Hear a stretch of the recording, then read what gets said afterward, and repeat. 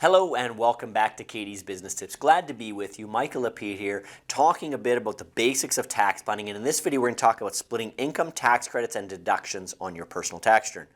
There are many ways to save tax for income splitting.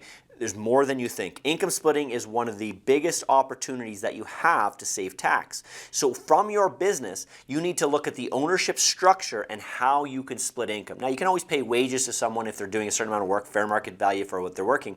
But your structure, again, is how you're able to split a lot of your income from your business.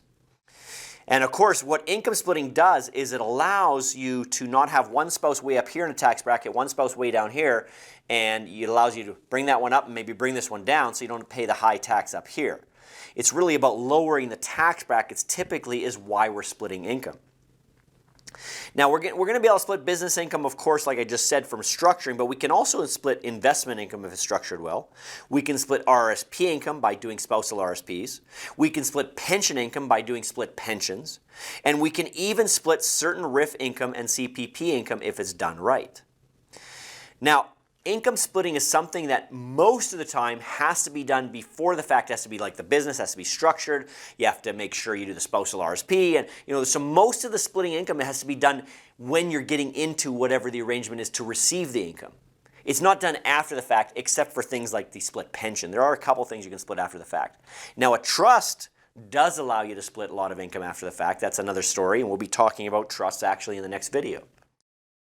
What about tax credit splitting? We can split a lot of tax credits. So we talk about income splitting, but tax credits. We can split a lot of tax credits, stuff like disability amounts, tuition, education, textbook amounts, certain amounts going to parents and grandparents. Personal exemption amounts can be split, or if you have one person earning low income.